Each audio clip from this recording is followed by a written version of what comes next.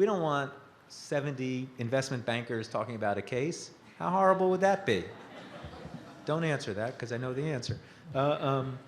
So we want this. So if you've done something non-traditional, if you're a Peace Corps volunteer or a teacher or an actor or an athlete, or you've just done something that is really beyond the normal realm of what we think about as a traditional job, then that's great. You stand out. Now, your challenge as a non-traditional applicant is to show that you can fit in, that you understand why this is the right path for you, that you've had the experiences that would demonstrate that you could thrive in a business school environment and then beyond. You need to demonstrate that you've thought about what is your desired career path.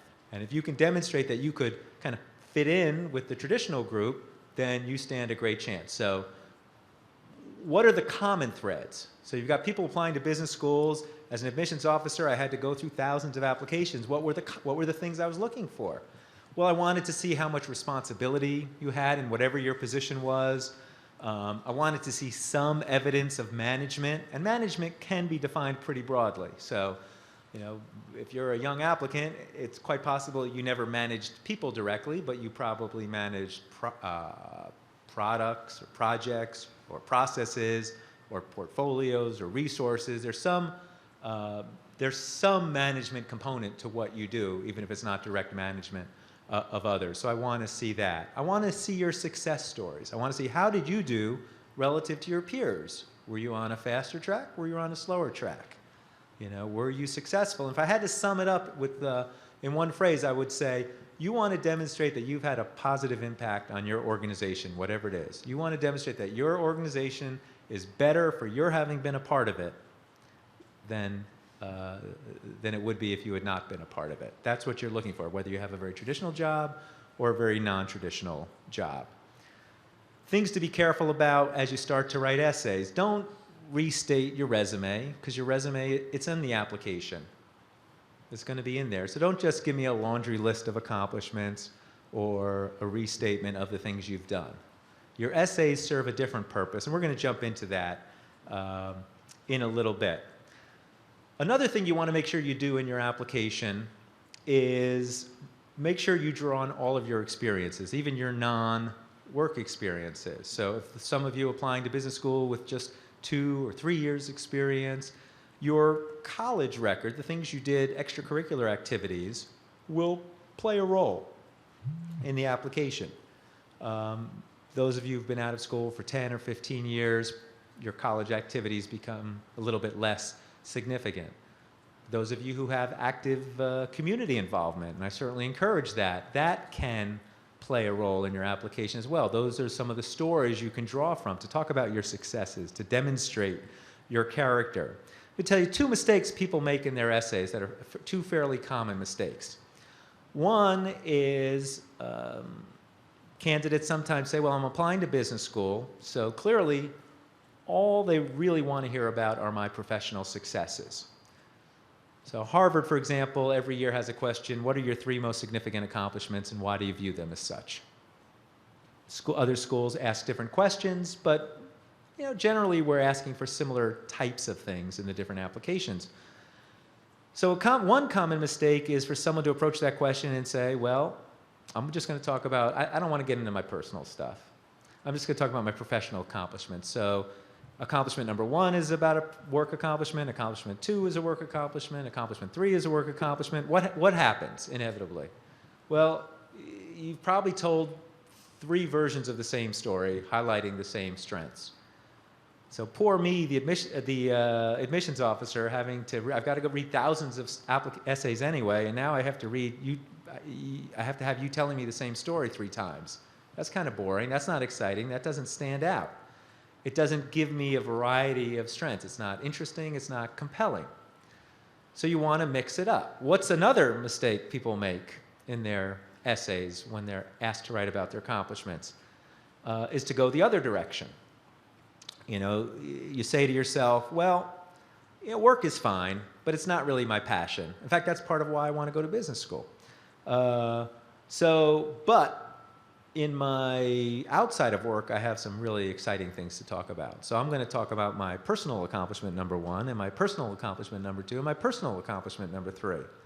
Well, the problem there is it might make for a little more interesting reading, but you are applying to business school. Somewhere I do want to read about your professional strengths, so it does need to be in there. So in your essays, whether you're talking about your accomplishments or other success stories that you'll be asked to tell, make sure you have balance. So certainly include your professional strengths, some professional success stories, but it's okay to sprinkle in some personal stories and community-related stories as well. I want to know what your strengths are, but I also want to know what your values are. I want to find out what's important to you. I want to feel, once I've read your essays, that I know you to the best degree that I can know you through a set of essays.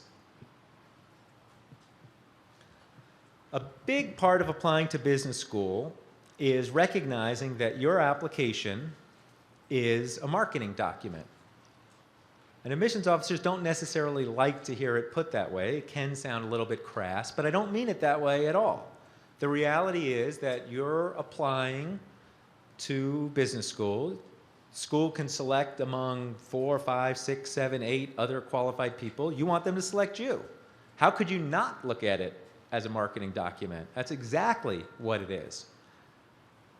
So before we get into some of the things, specific things that you'll write about, let's just talk about a couple of quick tactical things. So given that it's a marketing document, about how many mistakes do you think you want to have in the application? You want about 0. Now, you're not applying to be a proofreader. You're not applying to a writing program. And you'll probably find that some admissions officers are more accommodating than others. But you will also find some who are not at all accommodating. So why take that risk? And recognizing that you're in this very competitive process, don't make mistakes. Some of you are not native English speakers, and you'll be given a little more room than those who are. But do everything you can to not have mistakes. It means the quality of writing is very important. Now that, you could also make a case, wait a second, I know that communication is important in business, I know written communication is important, but this essay writing is very different than traditional business writing. So are you telling me that the way I'm able to tell my stories, my anecdotes, is going to be critically important as an applicant? Yes, I am. And maybe you could argue that that's a flaw in the process. I'm not here to argue that, but I'm here to tell you that's the way it is. If you tell a great story, you stand a great chance. And I can think of, when I think back to my time on the admissions board at Harvard, I can think of several cases of students. Most students who get admitted to top tier programs will make it through. Overwhelmingly, very few don't make it. Even the very competitive programs, even a program like Harvard with a forced curve grading system, they try to scare you, but pretty much everyone makes it through. I could think of a couple cases of students who did not make it through, who, academically they could have, but they chose to leave because it was a bad fit. And in almost all cases, it was an applicant who, in hindsight, really shouldn't have gone, but he or she wrote such a compelling application. We would probably make the same admissions decision again, just based on the strength of the application, while knowing that there are some risks associated. So the quality of what you write, recognize that. Some of you, that's no problem. You're good writers. Others of you will likely engage outside help. So people you trust, colleagues, professional services, admissions consultants like myself or others, are on hand to help you craft the best application that you can. That's a very important part of the process. A couple more tactical things, then I'm going to work backwards into some of the strategic things, which is sort of the opposite order from the way I usually go. What about length of essays? What about length of essays? If schools will ask for different things, I think it can be considered one of the annoying parts of applying to business schools, or kind of one of the cool parts, is that it's not like college or law school where it's really just one personal statement and you could write the same thing for every school and be done. You do have to craft your essays for each school because they're asking different questions, because they want to know, again, overall they want to know the same things, but they have different focuses and different things they want to home in on, so they'll ask you different questions. So it forces you to really approach each application individually. But let's say a school asks you to write a 500-word essay on a topic. about how many words do you think it should be? Just shout out the answer. Yeah, about 500. So it was not a trick question. So how come I had to read essays that were 600 words, 700 words, 1,000 words? What does that say about the candidate? Yeah. I can't follow directions. I won't follow directions. Your directions are powerless against me. Everything it says is bad. It's bad, and it violates what I like to consider rule number 1 of the admissions process, which is this: don't aggravate the admissions officer. Don't do it. If they ask for 500 words, that's about what we think it should be. Now, in reality, it could be 450, it could be 550. I never sat there and went 498, 499, 500, 501. I liked you, but you went over. Now I have to reject you. If it's well written, I'm happy to keep reading. If it's poorly written, it's torture after about 300 words.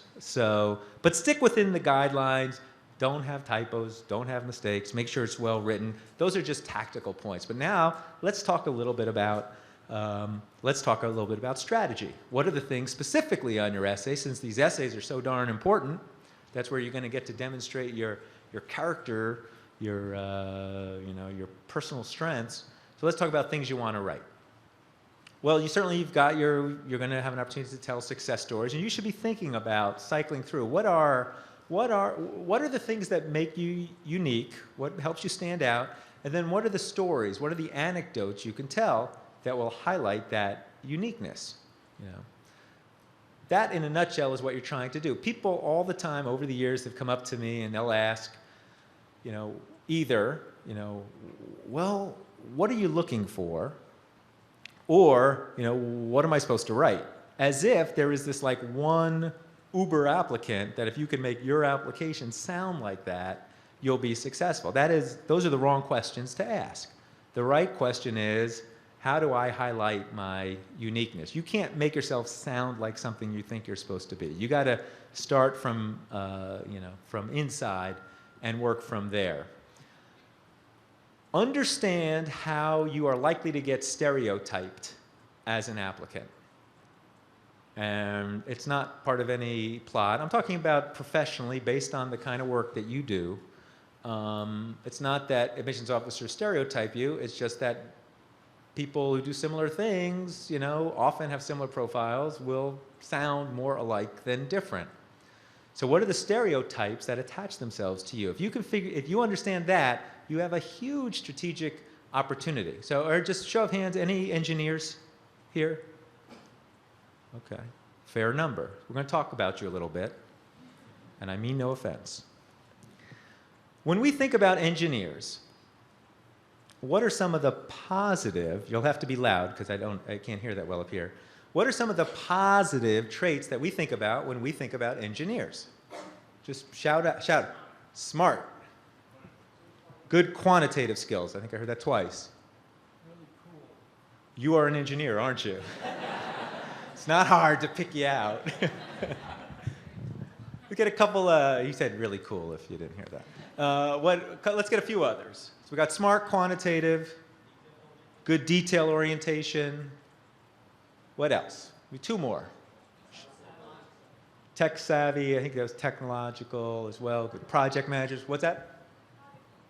Oh, methodical, which definitely could be a strength. Probably has a flip side as well. So, I would say we'd all agree these are the things we think about, and certainly, yeah, that's kind of what we think about engineers. So just for fun, when we think of some of the negative traits, you might want to close your ears for this. When we think of some of the negative traits for engineers, what are some of the things that we think about? Wait. I heard lack of people skills, antisocial, over-analytical. What? Big word, using big words, so which speaks to communication skills, maybe. Rigid.